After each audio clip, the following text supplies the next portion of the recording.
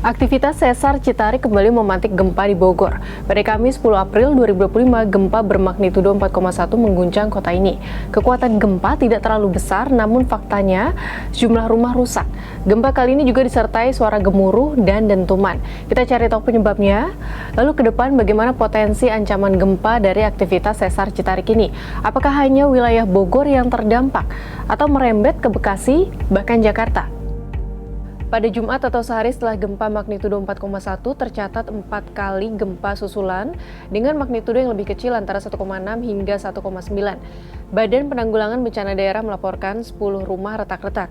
Gempa berkekuatan kecil dan merusak ini menjadi perhatian serius Direktur Gempa Bumi dan Tsunami Badan Meteorologi, Klimatologi, dan Geofisika Daryono. Daryono menyebut ketika gempa terjadi, gelombang seismik menjalar ke segala arah, menyebabkan tanah bergetar pada frekuensi sekitar 0,1 hingga 30 Hz. Kerusakan terjadi jika bangunan tidak bisa menahan getaran ini.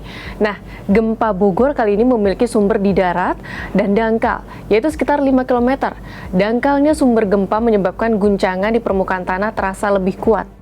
Gempa Bogor merupakan jenis gempa tektonik kerak dangkal akibat aktivitas sesar aktif. Hasil analisis mekanisme sumber gempa menunjukkan gempa di Bogor ini termasuk geser atau strike slip. Epicenter gempa ini juga terletak pada jalur sesar Citarik yang memiliki mekanisme sesar mengiri. Nah, saat gempa juga disertai suara gemuruh dan dentuman. Ternyata, suara tersebut muncul karena getaran frekuensi tinggi dekat permukaan. Hal ini sekaligus membuktikan bahwa gempa yang terjadi memiliki sumber sangat dangkal. Selain dampaknya merusak, gempa kali ini perlu jadi perhatian karena sumbernya diduga dari sesar Citarik yang melintasi perkotaan. Adapun referensi tentang jalur sesar Citarik terbatas dan belum tertera dalam peta sumber gempa nasional terbaru. Sidarto dari Pusat Survei Geologi Badan Geologi dalam laporannya di jurnal Geodynamics 2008 menjelaskan, dinamika sesar ini berarah utara timur laut selatan barat daya, memotong Jawa bagian barat dari Palabuhan Ratu, Bogor, dan Bekasi.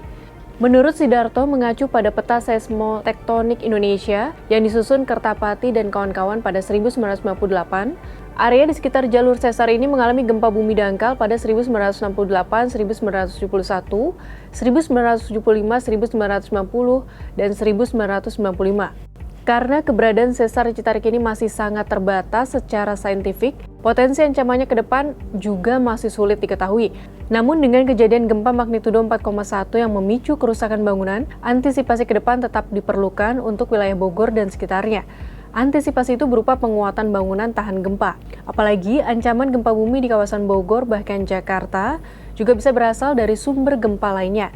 Data historis menunjukkan Jakarta dan sekitarnya berulang kali mengalami gempa bumi kuat yang beberapa diantaranya sangat merusak. Potensi ancaman gempa akan selalu ada di sekitar kita. Sahabat Kompas, sudah saatnya kita tanggap bencana dan sadar mitigasi.